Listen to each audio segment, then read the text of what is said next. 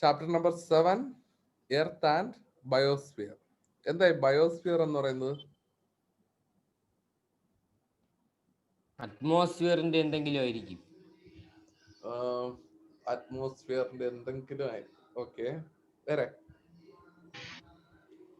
ഓരോ ഈ forest, desert, പിന്നെ അങ്ങനെയൊക്കെ ഓരോ ഇത് ഓരോ സ്ഥലങ്ങള്, പ്ലാറ്റ്യൂ, മൗണ്ടെയിൻസ്. ഓക്കെ, എന്താ എസ് പി പറഞ്ഞേ? ഞാനും അതൊക്കെ തന്നെ പറഞ്ഞു.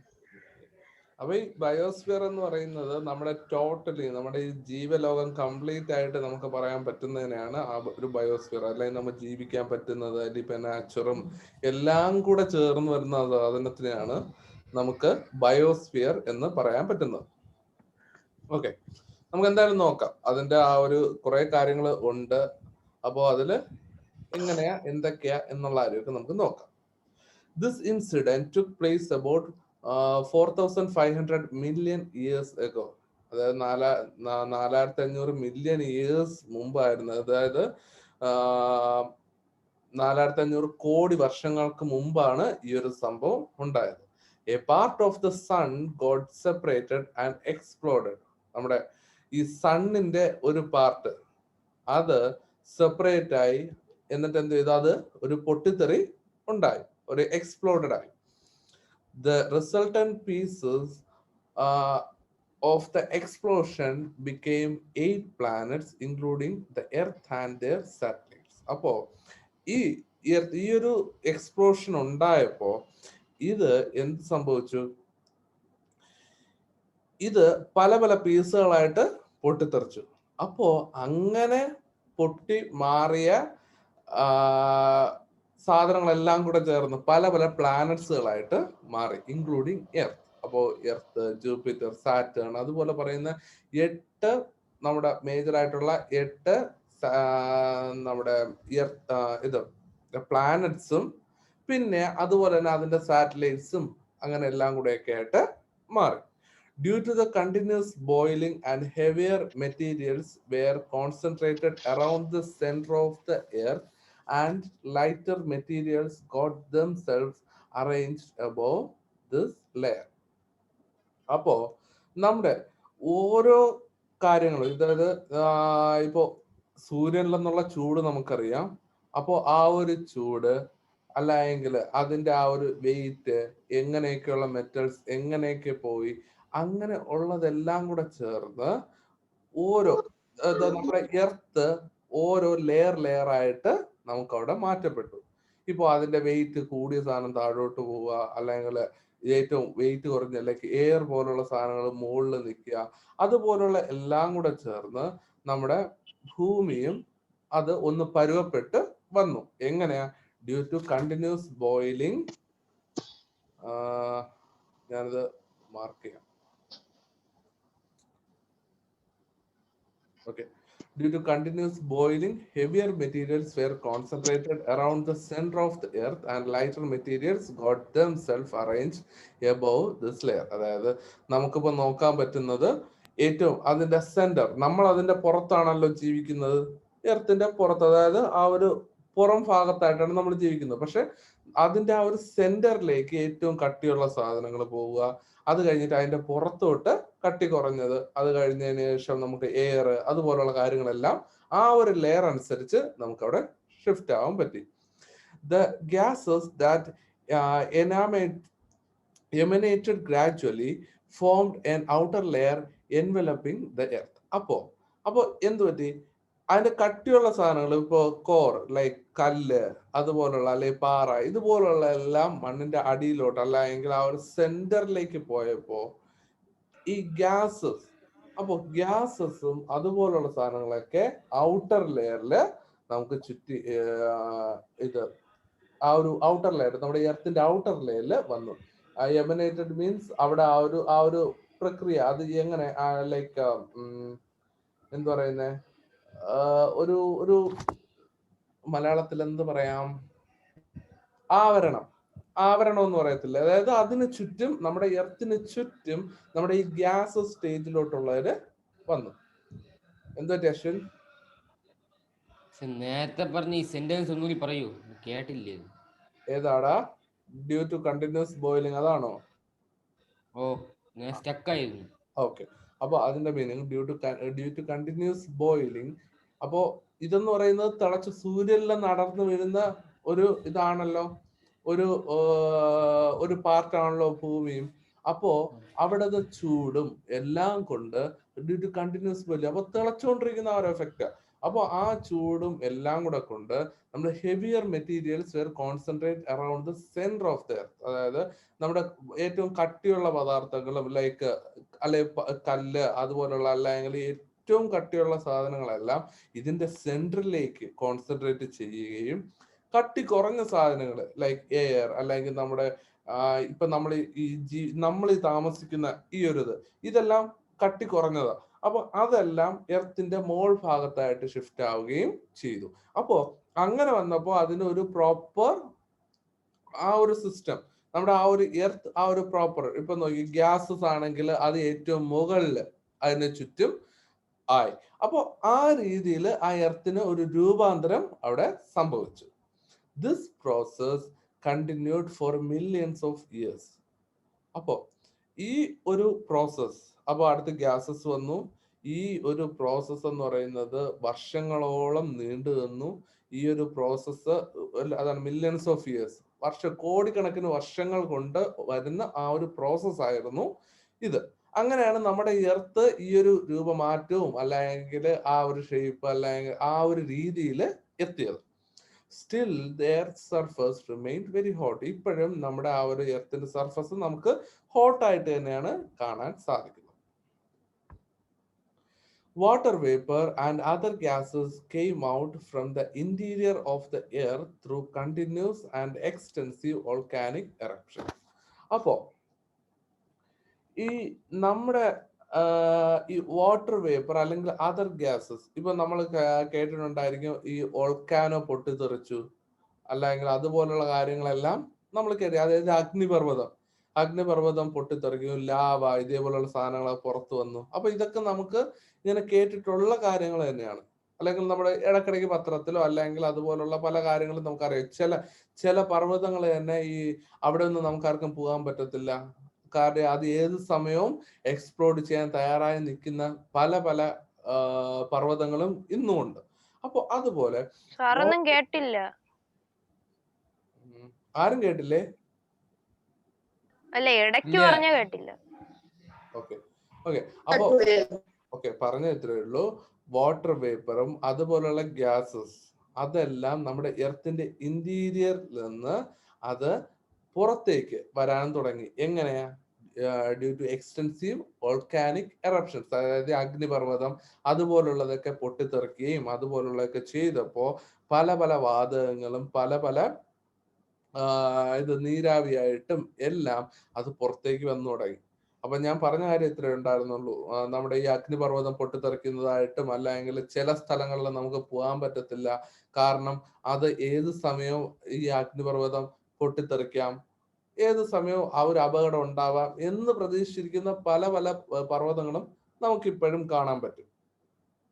This water vapor cooled down to form clouds and led to rains that lasted for many years. അപ്പോ ഇത്തരത്തിലുള്ള ഈ നീരാവികൾ അല്ലെങ്കിൽ എർത്തിന്റെ ഉള്ളിൽ നിന്നുള്ള ഈ നീരാവികള് ഇങ്ങനെ മുകളിലേക്ക് പോകുമ്പോൾ അതവിടെ ക്ലൗഡ്സ് ആയിട്ട് ഫോം ചെയ്യാം. അത് കഴിഞ്ഞിട്ട് അതിൽ നിന്ന് ആ നീരാവികള് തണുത്ത് ക്ലൗഡ്സ് ഫോം ചെയ്യാം. അവിടെ നിന്ന് മഴയും ലഭിക്കാം. നമ്മൾ മുമ്പ് പഠിച്ചിട്ടുള്ളത് നമ്മള് ഒരു സീൽ എന്നുള്ള ആ ഒരു പ്രോസസ് ഒക്കെ അല്ലേ പഠിച്ചിട്ടുള്ളത് കൂടുതൽ. അപ്പൊ ഇതും ഒരു റീസൺ ആണ്. അതുകൊണ്ട് ഇല്ല എന്നല്ല, പക്ഷെ ഇതും ഒരു റീസൺ ആണ്. Low layering areas on the surface of the earth were flooded. അപ്പൊ അതിൽ താഴ്ന്ന സ്ഥലങ്ങളെല്ലാം അതെന്ന് പറയുന്നത് എന്തുപറ്റി? വെള്ളത്തിനടിയിലായി. അപ്പോ ഈ രീതിയിലാണ് മഴയൊക്കെ ഉണ്ടായതും അല്ലെങ്കിൽ അവിടെ നിന്ന് എങ്ങനെ ആ ഒരു ക്ലൗഡ്സ് ഫോം ചെയ്തു എന്നുള്ള ആ ഒരു ഇതൊക്കെയാണ്. അപ്പോ അതില് താഴ്ന്ന പ്രദേശങ്ങൾ നോക്കുകയാണെങ്കിൽ അതെല്ലാം വെള്ളത്തിന് അടിയിലായി, flooded. Thus oceans were formed. അപ്പൊ അങ്ങനെയാണ് ആ ഒരു ഓഷൻസ് ഉണ്ടാവുന്നത്. അപ്പൊ അത്തരത്തിലുള്ള ഒരു പ്രൊസീജിയർ, ഇതിപ്പോ തുടക്കത്തിലുള്ള കാര്യമാണ് പറയുന്നത്, അല്ലെ ഇപ്പോഴത്തെ അല്ല, തുടക്കത്തിലുള്ള കാര്യമാണ്. അപ്പോ ആ ഒരു ഫോർമേഷൻ ഉണ്ടായി കഴിഞ്ഞപ്പോ ഇത് ഈ നീരാവി ഇതേപോലെയുള്ള പല പല ഗ്യാസ്, വാട്ടർ വേപ്പർ ഇതെല്ലാം ഫോം ചെയ്തു. കാര്യം അത് അതിന്റെ ആ ഒരു ഷേപ്പിംഗ് കൊണ്ടുവരാനായിട്ടുള്ള ഒരു എർത്തിന്റെ നോർമലി നടന്ന ഒരു പ്രൊസീജിയർ അത്. അപ്പോൾ അത്തരത്തിലുള്ള പ്രൊസീജിയർ നടന്നപ്പോൾ അത് കഴിഞ്ഞ് അവിടുന്ന് റെയിനും ഇതും എല്ലാം ഉണ്ടാവാനായിട്ടുള്ള സാഹചര്യം ഉണ്ടായി. അത് കഴിഞ്ഞിട്ട് അവിടുന്ന് റെയിൻ വന്നു. അപ്പോൾ അത് പിന്നെ ഫ്ലഡഡ് ആയി. അങ്ങനെയൊക്കെയാണ് നമ്മുടെ സീയും എല്ലാം ഉണ്ടായത് എന്ന് നമ്മൾ കരുതപ്പെടുന്നു. ഓക്കെ, ചെയ്തോ.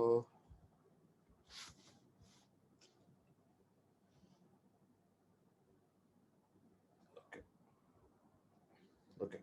It took several thousands of years for any form of life to appear on earth. അപ്പോ ഇത് നമുക്ക് മനസ്സിലാക്കാൻ പറ്റുന്നത്, ഇപ്പൊ എന്ത് തന്നെ ആയാലും ഒരു ലൈഫ് നമ്മുടെ ഈ ഒരു എർത്തിൽ ഫോം ചെയ്തിട്ടുണ്ടെങ്കിൽ അതിന് കോടാനുകോടി വർഷങ്ങൾ എടുത്തിട്ടുണ്ട്, അല്ലെ ആയിരക്കണക്കിന് വർഷങ്ങൾ എടുത്തിട്ടാണ് ഒരു ലൈഫ് നമ്മുടെ ഈ ഒരു എർത്തിൽ ഫോം ചെയ്തിട്ടുള്ളത്, അല്ലാതെ പെട്ടെന്ന് സംഭവിച്ചത് അല്ല. അപ്പൊ ഈ ഒരു പ്രൊസീജിയറും ഈ ഒരു കാര്യങ്ങളും എല്ലാം നടന്നു. അപ്പൊ ഇത് കഴിഞ്ഞതിന് ശേഷമാണ് ഇത് നമ്മുടെ ആ ഒരു എർത്ത് ഫോം ചെയ്തത്, അല്ലെങ്കിൽ അവിടെ നിന്ന് ലൈഫിന് ഒരു ഫോർമേഷൻ ഉണ്ടായത്. Gradually thousands of species of plants and animals that we see today evolved, and finally the human beings. അപ്പോ അങ്ങനെ പതിയെ പതിയെ പല പല മത്സ്യങ്ങൾ, സസ്യങ്ങളും അത് കഴിഞ്ഞ് പ്ലാന്റ്സ്, അനിമൽസും എല്ലാം തന്നെ ഇത് ഫോം ചെയ്യാൻ തുടങ്ങി. അല്ലെങ്കിൽ ഈ ഒരു ലോകത്തില്, അല്ലെ ഈ ഒരു ഭൂമിയില്, എർത്തിന്റെ സർഫസിൽ കാണപ്പെടാൻ തുടങ്ങി. അതും പല പല വർഷങ്ങൾ കഴിഞ്ഞതിന് ശേഷം, ആ ഒരു ചേഞ്ചസ് എല്ലാം സംഭവിച്ചതിന് ശേഷം.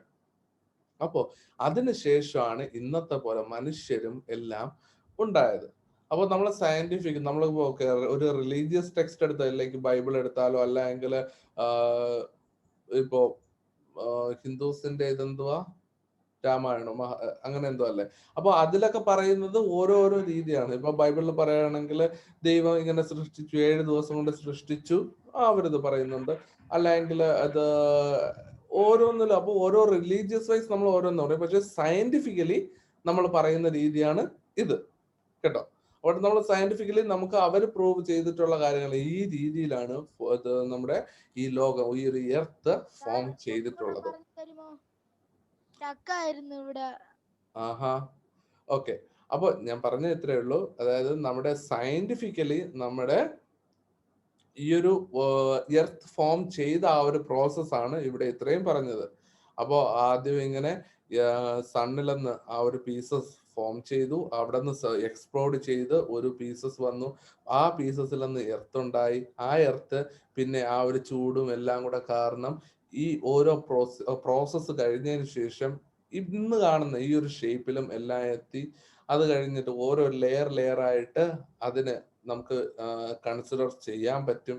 അത് കഴിഞ്ഞതിന് ശേഷം ഇത് മഴയുണ്ടായി, മഴ കഴിഞ്ഞതിന് ശേഷം ഓഷൻസും അതുപോലുള്ള എല്ലാം. കാര്യം ലോവസ്റ്റ് റീജിയൻ, അതായത് താഴ്ന്ന പ്രദേശങ്ങളെല്ലാം വെള്ളത്തിനടിയിലായി, അത് നമ്മൾ ഓഷൻ എന്ന് കൺസിഡർ ചെയ്യുന്നു. അത് കഴിഞ്ഞതിന് ശേഷം എന്തൊക്കെയാ, പ്ലാന്റ്സ്, അനിമൽസ് അതെല്ലാം ഗ്രാജുവലി ഫോം ചെയ്തു വന്നു. അങ്ങനെ അവസാനം മനുഷ്യനും വന്നു. അപ്പൊ അതാണ് നമ്മൾ സയന്റിഫിക്കലി നമ്മൾ പറയുന്ന ഒരു കാര്യം. എടാ, അപ്പൊ നിനക്ക് അവിടെ നെറ്റ്വർക്ക് ഇഷ്യൂ ഉണ്ട്. അതിന്റെ ഇടയ്ക്ക് ഒന്നും കേട്ടുകൂടായിരുന്നു. സാറ് ചോദിച്ചില്ലേ രാമായണല്ലേ വായിക്കണെന്ന് എന്തോ പറഞ്ഞില്ലേ സാറ്? അതുകൊണ്ട് ഒന്നും കൂടെ പറഞ്ഞു തരും. ഞാൻ ഒന്നും കേട്ടില്ല. എടാ, ഞാൻ അതുകൊണ്ട് ആ ഒരു ഫ്ലോയിൽ ഞാൻ പറഞ്ഞതാ. അതായത് ഒരു റിലീജിയസ് ടെക്സ്റ്റ് ഒക്കെ ആണെങ്കിൽ നമ്മൾ ഓരോരോ രീതി നമുക്ക് കാണാൻ പറ്റും. അത് ജസ്റ്റ് അത് ഒരു ഔട്ട് ഓഫ് സിലബസ് ആ ഒരു ഇതിൽ പറഞ്ഞതാ കേട്ടോ. അതായത് നമ്മൾ റിലീജിയസ് ടെക്സ്റ്റുകൾ എടുക്കണമെങ്കിൽ നമുക്ക് ഓരോ രീതി നമുക്ക് കാണാൻ പറ്റും. പക്ഷെ നമ്മൾ സയന്റിഫിക്കലി പറയുന്ന ഒരു മെത്തേഡാണ് ഈ പറഞ്ഞ ഈ ഒരു മെത്തേഡ്. ഇങ്ങനെയാണ് ഉണ്ടായതെന്നാണ് സയന്റിസ്റ്റുമാര് അവകാശപ്പെടുന്നത്. ഓക്കെ, അത്രേ ഉള്ളൂ. ഇത് എടാ സിയാൻ ബ്രഹ്മൻ വീഡിയോ ഓഫ് ചെയ്യാതെ വീഡിയോ ഓൺ ചെയ്ത് വെക്കടാ. ഓക്കെ. അപ്പോ അവിടെ ഒരു പിക്ചറും കാര്യങ്ങളൊക്കെ വെറുതെ അവർ കൊടുത്തിട്ടുണ്ട്, വെറുതെ നോക്കൂ.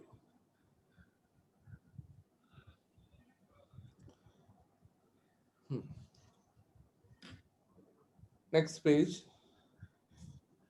You have now read the scientific explanation regarding the evolution of land, water, air and life forms on the earth. അപ്പോൾ നമ്മൾ ഇവിടുന്ന് മനസ്സിലാക്കി ആ ഒരു സയന്റിഫിക് എക്സ്പ്ലനേഷൻ എങ്ങനെയാ evolution of land, water, air and life, നമ്മുടെ ഒരു എർത്ത് കംപ്ലീറ്റ്ലി ഫോം ചെയ്തത് എങ്ങനെയാണെന്നുള്ള കാര്യം നമ്മൾ ഇവിടെ ഇപ്പൊ കണ്ടു. Lithosphere, atmosphere and hydrosphere are the basis for the extensive of biosphere. അപ്പോൾ നമ്മുടെ കംപ്ലീറ്റ് ആ ഒരു ജീവലോകം കംപ്ലീറ്റ് ആയിട്ട് നോക്കുമ്പോൾ പല പല സ്റ്റേജസ് അല്ലെങ്കിൽ പല പല സ്ഫിയേഴ്സ് നമുക്ക് കാണാൻ സാധിക്കും. അതിൽ ഏറ്റവും നമുക്ക് ജീവജാലത്തിൽ അല്ലെങ്കിൽ ആ ഒരു ബയോസ്ഫിയർ കംപ്ലീറ്റ് ചെയ്യാനായിട്ടുള്ള ഏറ്റവും ഇമ്പോർട്ടൻ്റ് ആയിട്ടുള്ള 3 സ്ഫിയേഴ്സ് ആണ് lithosphere, atmosphere and hydrosphere. Don't you wish to know more about this spheres? Okay, നമുക്കപ്പോൾ അടുത്ത ഇതിന്റെ ഓരോ സ്ഫിയേഴ്സും എന്താണ് എങ്ങനെയാണ് എന്നുള്ള കാര്യമൊക്കെ നമുക്ക് നോക്കണം. First, lithosphere. Huge mountains, broad plateaus, expansive plains, coastal areas, deserts, islands and various landforms under oceans. Earth's surface is very much diverse. This solid portion of the earth which contains all the landforms, rocks and soil is called lithosphere. അപ്പോൾ എന്താണ് lithosphere? ഇതൊക്കെ നിങ്ങൾ പഠിക്കേണ്ടി വരും, കാണാതെ പഠിക്കണം. അപ്പോൾ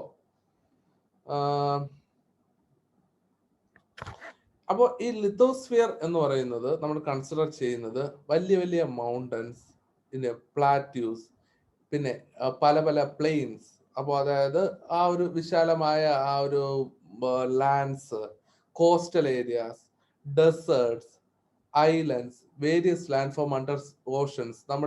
നമ്മൾ ഇപ്പോ ഒരു സയന്റിഫിക്കലി നമ്മൾ ഈ പറഞ്ഞു കഴിഞ്ഞു, നമ്മുടെ ഈ ഒരു ഓഷൻസ് എന്ന് പറയുന്നത്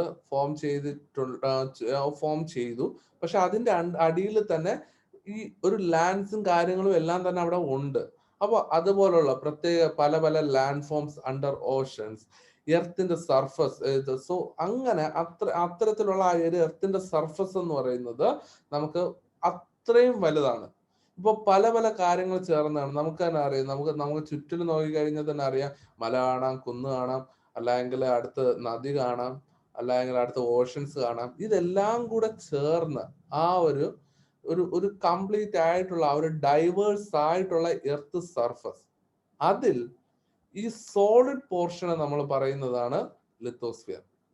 അവിടെ എഴുതിയിട്ടുണ്ട്, the solid portion of the earth which contains all the land forms, rocks and soil is called lithosphere.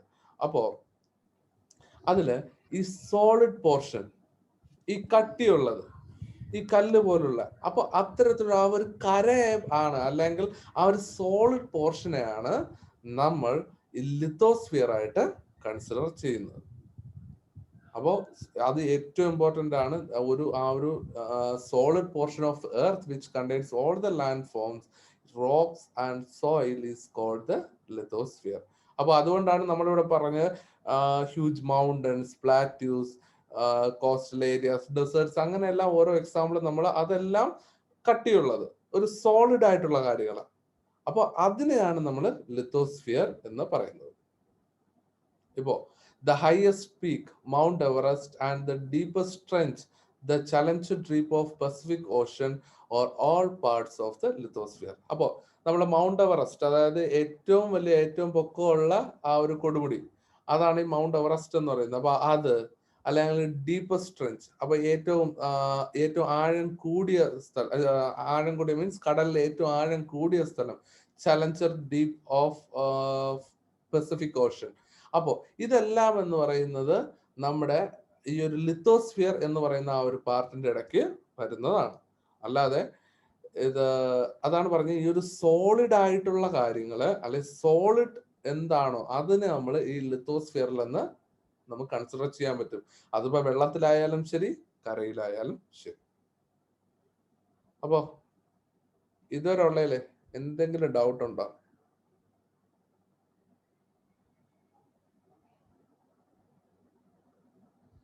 എല്ലാരും ഇങ്ങനെ വണ്ടർ അടിച്ചിരിക്കുക ഇതെന്താ കഥ എന്നുള്ള കാര്യം.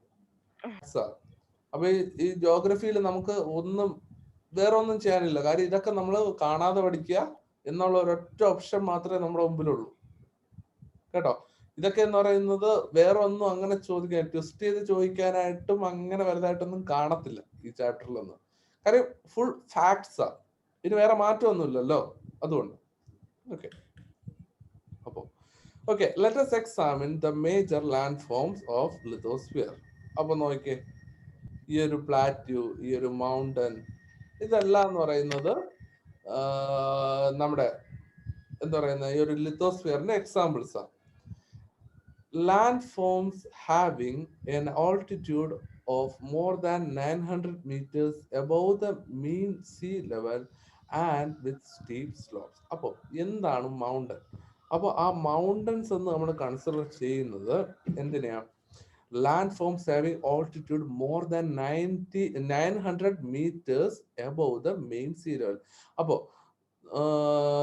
900 മീറ്റേഴ്സ് സീ ലെവലിൽ നിന്ന് 900 മീറ്റേഴ്സിന് എബവ് ആണെങ്കിൽ അതിനെ നമ്മൾ ഒരു ഇത് എന്തെന്ന് പറയും, നമുക്ക് ഒരു മൗണ്ടൻ എന്ന് കൺസിഡർ ചെയ്യാൻ പറ്റും. And not only 900 meters above the sea level and with the steep slopes, അതായത് ഒരു ചെങ്കുത്തായ ആ ഒരു പാതയും അത്തരത്തിലുള്ള നമ്മൾ ആ ഒരു മൗണ്ടന്റെ ഷേപ്പ് അറിയാമല്ലോ. അപ്പൊ പക്ഷെ അത് നമ്മൾ മൗണ്ടൻ ആയിട്ട് ഇത് കൺസിഡർ ചെയ്യണമെന്നുണ്ടെങ്കിൽ അത് എത്ര? 900 meters above the sea level. Sea ലെവലിൽ നിന്ന് 900 meters above. അപ്പൊ 900 meters എന്ന് പറയുമ്പോൾ എത്ര കിലോമീറ്റർ ആയിരിക്കും? 1 കിലോമീറ്ററിൽ നിന്ന് 100 മീറ്റർ കുറവ്. 1 കിലോമീറ്ററിൽ നിന്ന് 100 മീറ്റർ കുറവ്. ശരിയാണോ ബ്രഹ്മ?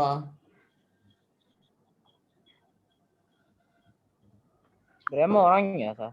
ബ്രഹ്മ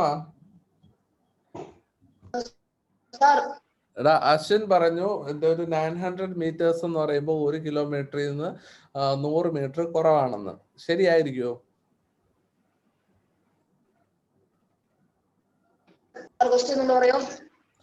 എടാ, അശ്വിൻ പറഞ്ഞു ഇത് 1 കിലോമീറ്ററിൽ നിന്ന് 100 മീറ്റർ കുറവാണ് 900.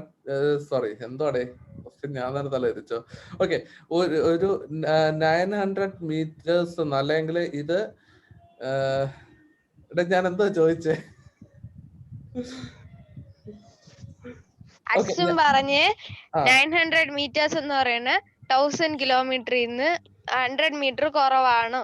1 കിലോമീറ്ററിൽ നിന്ന് 100 മീറ്റർ കുറവെന്ന 1000 കിലോമീറ്റർ അല്ല, 1 കിലോമീറ്റർ, അതായത് 1000 മീറ്റർ എന്നാണ് അശ്വിൻ പറയുന്നത്. അത് ശരിയായിരിക്കോ തെറ്റായിരിക്കോ? 90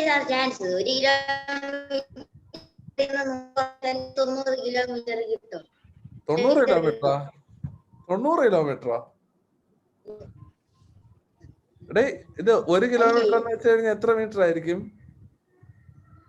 1 കിലോമീറ്റർ എന്ന് പറയുമ്പോൾ 100 സെന്റിമീറ്റർ. 100 സെന്റിമീറ്റർ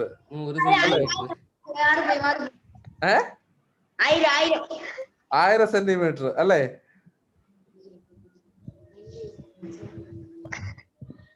നീ നോക്കി ഇപ്പൊ അമൃത പറഞ്ഞുതരും. അമൃത ഒന്ന് പറഞ്ഞു കൊടുത്തേ ബ്രഹ്മന്. അമൃത, അമൃത പോയോ? ആർഷ അൺമ്യൂട്ട് ചെയ്തേ.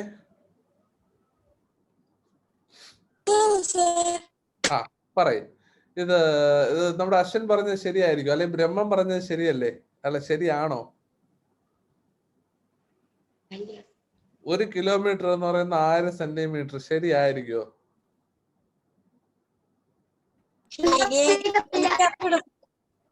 ആഹാ, അറിഞ്ഞൂടാ. ഇത് SP ഒന്ന് പറഞ്ഞു കൊടുത്തേടാ. എന്തിനാ സാർ? എടാ 1 കിലോമീറ്റർ എന്ന് പറയുന്ന 1000 സെന്റിമീറ്റർ അല്ലേ? അല്ല സാർ, 1000 മീറ്റർ അല്ലേ? 1000 മീറ്റർ ആണോ? ഓ തന്നെ സാർ. എന്തോ 100 കിലോമീറ്ററോ? ഓ 100 മീറ്റർ അല്ലേ? 100 ആണോ? അല്ല 1000 തന്നെ. ഓ സാർ പറ്റിക്കാതെ.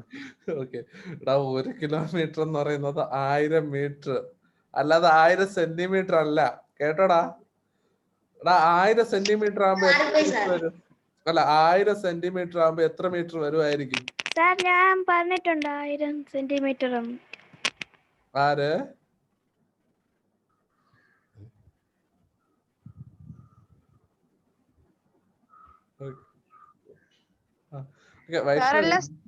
സാറൊന്നും കേട്ടില്ല.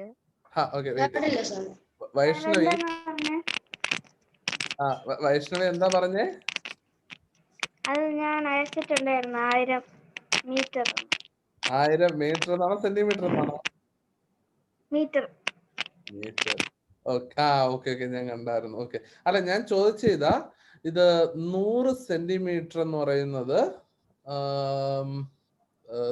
ഓക്കെ 1000 സെന്റിമീറ്റർ എന്ന് പറയുന്നത് എത്ര മീറ്റർ ആയിരിക്കും? 10 മീറ്റർ. സാർ 100 സെന്റിമീറ്റർ എന്ന് പറഞ്ഞാൽ 1 മീറ്റർ അല്ലേ?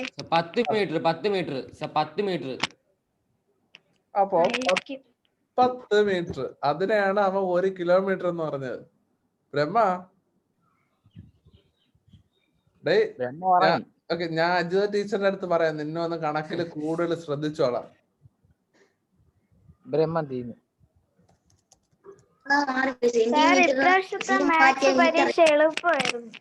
ആഹാ, എളുപ്പമായിരുന്നു. ഞാനത് ചോദിക്കാൻ പറ്റുന്നത്. ഓക്കെ, അപ്പൊ നമ്മൾ നോക്കിക്കൊണ്ടിരുന്ന മൗണ്ടൻസ്, നമ്മുടെ അതിന്റെ ആ ഒരു കാൽക്കുലേഷൻ ആണ് പറഞ്ഞുകൊണ്ടിരുന്നത്, എത്ര മീറ്റർ ആണ് എത്ര കിലോമീറ്റർ എന്നുള്ള കാര്യം. അപ്പൊ 1000 മീറ്റർ ആണ് 1 കിലോമീറ്റർ എന്ന് പറയുന്നത്. അപ്പോൾ ഇവിടെ 0.9 കിലോമീറ്റേഴ്സിന് മുകളിലുള്ളതിനെ മാത്രമേ നമ്മൾ മൗണ്ടൻ എന്ന് പറയത്തുള്ളൂ. അതിന് താഴോട്ടാണെങ്കിൽ നമ്മൾ ഒരിക്കലും അത് മൗണ്ടൻ എന്ന് പറയത്തില്ല. നമ്മൾ ഹിൽ എന്നോ എന്തെങ്കിലും പറയാനുള്ള ഒരു ഓപ്ഷനെ വരുന്നുള്ളൂ. അപ്പൊ അതിന് നമുക്ക് മൗണ്ടൻ എന്ന് പറയാം. അടുത്ത് land forms which with almost flat tops and with stands at a comparatively higher elevation than the surroundings. അതായത് ഈ മുകൾ ഭാഗം, അതിന്റെ മുകൾ ഭാഗം എന്ന് പറയുന്നത് ഏറെക്കുറെ ഒരു നിരപ്പായ ആ ഒരു സ്ഥലവും, പിന്നെ അത് കഴിഞ്ഞിട്ട് ബാക്കിയുള്ള ചുറ്റുപാടുമുള്ള സ്ഥലങ്ങളെ അപേക്ഷിച്ച് പൊക്കം കൂടുതലുമായിട്ടുള്ള സ്ഥലങ്ങളെയാണ് നമ്മൾ എന്ത് പറയുന്നത്, പ്ലാറ്റ്യൂസ് എന്ന് പറയുന്നത്. അപ്പൊ ഈ ഒരു പിക്ചർ ഉണ്ടല്ലേ, അപ്പൊ ഈ ഒരു പോർഷൻ നോക്കൂ.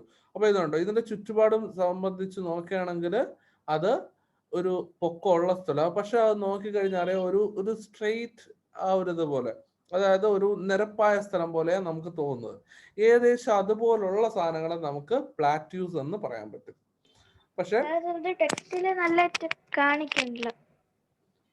ടെക്സ്റ്റില് ഇത് ബ്ലാക്ക് ആൻഡ് വൈറ്റ് ആണോ പിക്ചർ? അല്ല, ഒരു ക്ലിയർ ഇല്ല ടെക്സ്റ്റില്. ഓക്കേ, ഇത് ക്ലിയർ ഉണ്ടോ ഇപ്പോ? ഇത് ക്ലിയർ ഉണ്ട്. ഞാൻ എന്തായാലും ഇതിന്റെ PDF കൂടെ വലുതാക്കി നോക്കിയാ മതി. ഇത് നിങ്ങൾക്ക് സ്ക്രീൻ വലുതാക്കി നോക്കാൻ പറ്റുമല്ലോ, മാഗ്നിഫൈ ചെയ്യാൻ പറ്റുമല്ലോ. അപ്പൊ അങ്ങനെ നോക്കി നോക്ക്. അപ്പൊ ഞാൻ എന്തായാലും PDF കൂടെ അയച്ചു തരാം. അപ്പോൾ ഇത്തരത്തിലുള്ളതാണ് നമ്മൾ ഒരു പ്ലാറ്റ്യൂ എന്ന് പറയുന്നത്. ഇനി അടുത്ത് പ്ലെയിൻസ് എന്ന് പറയുന്നത് comparative low lying and expansive land forms. അതായത് നല്ല വിശാലമായ നല്ല നിരപ്പായ താഴ്ന്ന പ്രദേശത്ത്, ലൈക്ക് നമ്മുടെ ഈ ഒരു ഇതിനെയൊക്കെ എന്താ പറയാ, ഈ ഫീൽഡ് അതുപോലെ, അതായത് ഈ പേഡി ഫീൽഡ് ഇത് കണ്ടില്ലേ, കൃഷി ചെയ്യുന്ന സ്ഥലം. അപ്പൊ അത്തരത്തിലുള്ള സ്ഥലങ്ങളിലാണ് നമ്മൾ പ്ലെയിൻസ് എന്ന് പറയുന്നത്, ഈ ഒരു ഫീൽഡ് അതുപോലുള്ള സാധനങ്ങളൊക്കെ. അപ്പോൾ നമ്മളിവിടെ നോക്കിയ ഏതൊക്കെയാ, മൗണ്ടൻസ്, പ്ലാറ്റ്യൂ ആൻഡ് നമ്മുടെ പ്ലെയിൻസ്. അപ്പോൾ ഇത് മൂന്നുമാണ് അതിന്റെ ഒരു മേജർ ആയിട്ടുള്ള നമ്മുടെ ആ ഒരു ലിത്തോസ്ഫിയറിലെ ഏറ്റവും മേജർ പാർട്സ് എന്ന് പറയുന്നത്. പാർട്സ് എന്ന് പറയാൻ പറ്റില്ല, അതിന്റെ ആ ഒരു മേജർ കോർ എന്ന് പറയാൻ പറ്റുന്നത് ഇതൊക്കെ തന്നെയാണ്. കാര്യം ഇതാണ് ഈ സോളിഡ് ആയിട്ട് നിൽക്കുന്നതിനെയാണ് നമ്മൾ ഈ ലിത്തോസ്ഫിയർ എന്ന് പറയുക. ഓക്കെ.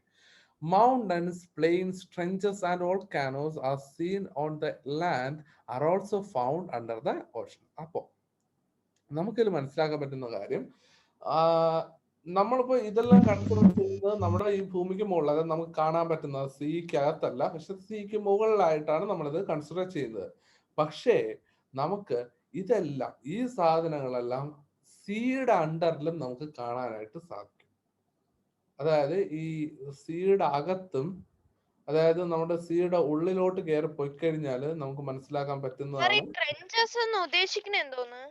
ട്രെഞ്ചസ് എന്ന് പറയുന്നത് ഈ ഇതാടാ, മലയാളത്തിൽ എന്ത് പറയാനാ, ഈ സീക്കകത്തുള്ള ഈ ഒരു സംഭവത്തിനാണ് ട്രെഞ്ച് എന്ന് പറയുന്നത്. അതിന് എന്ത് പറയാൻ മലയാളത്തിൽ പറഞ്ഞു കഴിഞ്ഞാല്, മലയാള വാക്കാണ് കിട്ടാൻ പ്രയാസം, ഗർത്തം. ഗർത്തം അതെ, അങ്ങ് നല്ല ആഴമുള്ളത്, ആ ഡീപ്പായിട്ടുള്ള ആ ഒരു ഡെപ്ത് ഉള്ള സാധനങ്ങൾ, അതിനാണ് നമ്മൾ ട്രെഞ്ചസ് എന്ന് പറയുന്നത്. അപ്പൊ നമ്മൾ പലരും ഇങ്ങനെ ഇത് കണ്ടുപിടിച്ചിട്ടുണ്ട്, ഇത്രയും പൊക്കമുള്ള മൗണ്ടൻസ്, അതായത് അല്ലെങ്കിൽ നമ്മുടെ ഈ മൗണ്ട് എവറസ്റ്റിനെക്കാളും പൊക്കമുള്ള മൗണ്ടൻസ് സീക്കുള്ളിൽ ഉണ്ടെന്നാണ് നമ്മുടെ കൺസെപ്റ്റ്. അതായത് ജസ്റ്റ് ഇമാജിൻ ചെയ്ത് നോക്ക്, നമ്മുടെ ലോകത്തിൽ തന്നെ ഇപ്പൊ മൗണ്ട് എവറസ്റ്റിനെക്കാളും പൊക്കമുള്ള സാധനങ്ങള് സീക്കുള്ളിൽ ഉണ്ടെന്ന്. അപ്പൊ അതിന്റെയൊക്കെ ഹൈറ്റ് ഒക്കെ ഒന്ന് ആലോചിച്ച് നോക്ക്. സാർ, അപ്പൊ ഏറ്റവും കൂടുതൽ പൊക്കമുള്ള മൗണ്ടൻ ഏതായിരിക്കും? ഏറ്റവും കൂടുതൽ പൊക്കമുള്ളത് ഇതാ, മൗണ്ട് എവറസ്റ്റ് ആണെന്നത് ഹൈയസ്റ്റ് പീക്ക്. കാഞ്ചൻജുങ്ക അല്ലേ? കാഞ്ചൻജുങ്ക ഇതല്ലേടാ, ഇത് പ്ലാറ്റ്യൂ അല്ലേ, മൗണ്ടൻ ആണോ?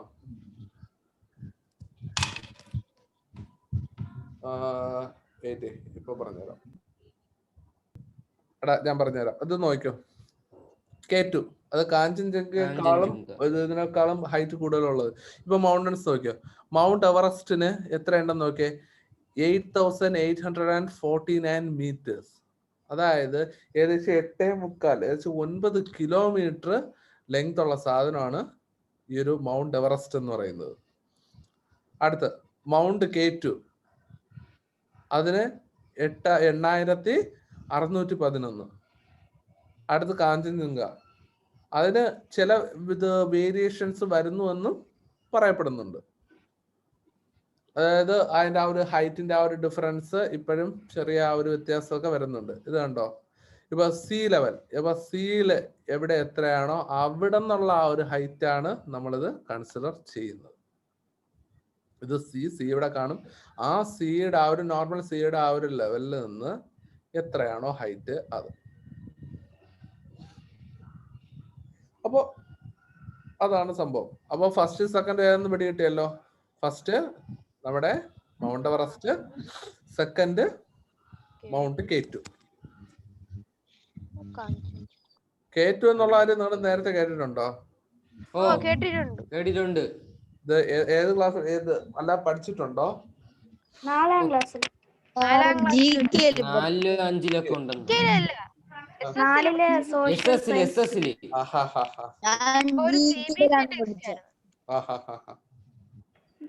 എന്തോ വേവ്സ് പാത്ത് വേ എന്തോ ഒരു ടെക്സ്റ്റ്. അപ്പൊ മൗണ്ട് എവറസ്റ്റ് എവിടെയാ ഉള്ളതെന്ന് അറിയാവോ? നേപ്പാൾ. നമ്മുടെ ഹിമാലയ എല്ലാം കൂടെ വരുന്ന സംഭവം നേപ്പാൾ. ഇനി വേറെ ഏതോ ഒന്നുകൂടെ ചോദിച്ചായിരുന്നല്ലോ, എന്തുവായിരുന്നു? വേറെ എന്തായാലും നോക്കാനുണ്ടോ?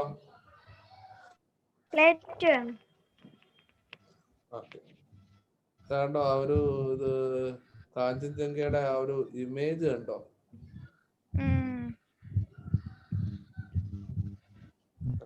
കൊള്ളൂല, ഒരു ലുക്കില്ല സാർ കാണാൻ. സെറ്റ് നിന്റെ ലുക്കിനല്ലേ അവിടെ വെച്ചിരിക്കുന്നത്. ടിബറ്റൻ പ്ലേറ്റ്, ലാർജസ്റ്റ് പ്ലേറ്റ് എന്ന് പറഞ്ഞ Tibetan plate, central Asia.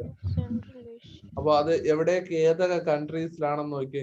It stretches to the countries of Tibet, China, and India, and occupies a China range of and India. around.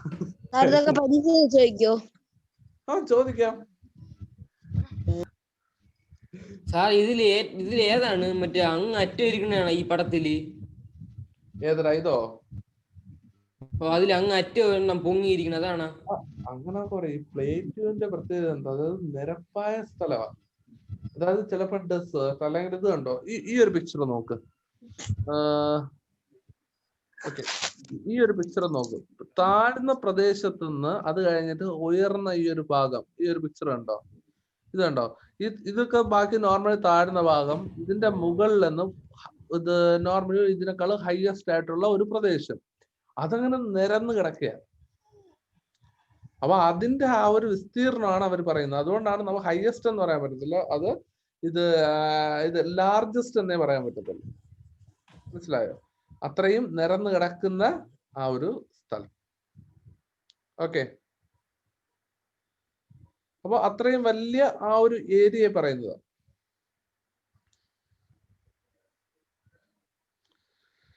Okay, അപ്പോ അടുത്ത പോർഷൻ പോവാം.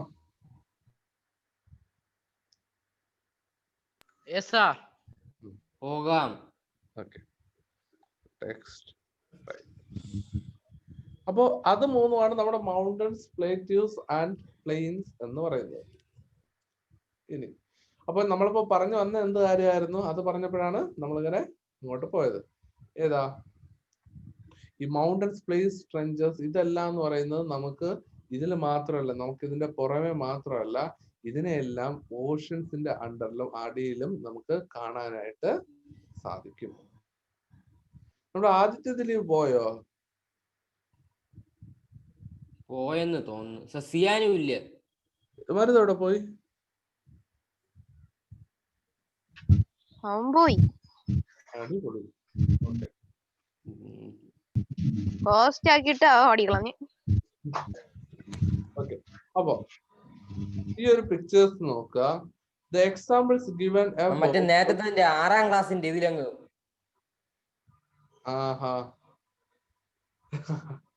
Okay, the examples given above shows how മറ്റേ the 6ാം ക്ലാസ്സിന്റെ is useful to man. അപ്പോ നമ്മൾ ഇവിടെ നോക്കുന്നത് ഈ ഒരു ലിത്തോസ്ഫിയറിൽ നമുക്ക് മാൻ യൂസ് ചെയ്യാനായിട്ട് പറ്റുന്നത്, അല്ലെങ്കിൽ നമുക്ക് മനുഷ്യർക്ക് പ്രയോജനം ഉണ്ടാവുന്ന ലിത്തോസ്ഫിയറിന്റെ പാർട്സ് ഏതൊക്കെയാണ്? Will you find out other uses of the lithosphere? നമുക്കപ്പോ അടുത്ത് വേറെ എന്തൊക്കെയാണ് ഈ ലിത്തോസ്ഫിയറിന്റെ യൂസസ് എന്ന് നോക്കണം. You have now understood that the lithosphere is made up of rocks and soil. Soil is essential for the survival of man, plants and animals. അപ്പൊ നമുക്ക് അറിയാം, soil എന്ന് പറയുന്നത് നമുക്ക് ഏറ്റവും അത്യാവശ്യമായിട്ടുള്ള സാധനം തന്നെയാണ്. കാര്യം ഈ ഒരു ലിത്തോസ്ഫിയറിന്റെ ഏറ്റവും പ്രധാനപ്പെട്ട പാർട്ട്, അല്ലെങ്കിൽ ഏറ്റവും കട്ടിയുള്ള പാർട്ട് എന്ന് പറയുന്നത് സോയിൽ തന്നെയാണ്, അല്ലെങ്കിൽ സോയിൽ, റോക്സ്, ഇതൊക്കെയാണ്. അപ്പൊ അതിൽ തന്നെ സോയിൽ എന്ന് പറയുന്നത് മനുഷ്യർക്ക് ഏറ്റവും ഇമ്പോർട്ടന്റ് ആയിട്ടുള്ള കാര്യങ്ങൾ ആണ്. അപ്പോ നമുക്ക് ഇതെല്ലാം മനസ്സിലാക്കാം. ഇതെല്ലാം ലിത്തോസ്ഫിയറിന്റെ പാർട്ടാണ്. ഇപ്പൊ റോഡ്സ് ആയാലും, ഇപ്പൊ റോഡ്സ്, പിന്നെ അത് കഴിഞ്ഞിട്ട് കൾട്ടിവേറ്റിംഗ് ലാൻഡ്, പിന്നെ അടുത്ത് ഒരു വീട് വയ്ക്കുന്ന ആ ഒരു ഇമേജ് ഉണ്ട്, അത് കഴിഞ്ഞ് റോക്സ് പൊളിക്കുന്നതുണ്ട്. അപ്പൊ ഇതെല്ലാം എന്ന് പറയുന്നത് ലിത്തോസ്ഫിയറിന്റെ പാർട്ട് തന്നെയാണ്. ഓക്കെ, അപ്പൊ ലിത്തോസ്ഫിയർ എന്താണെന്ന് പിടികിട്ടിയോ? സാറെല്ലാം സ്റ്റക്കായി. എനിക്ക് ഒന്നും കേട്ടുണ്ടായിരുന്നു. ഓക്കെ, അപ്പൊ ഏതുവരെ കേട്ടു നിങ്ങള്? വീടിന്റെ കാര്യങ്ങളൊക്കെ.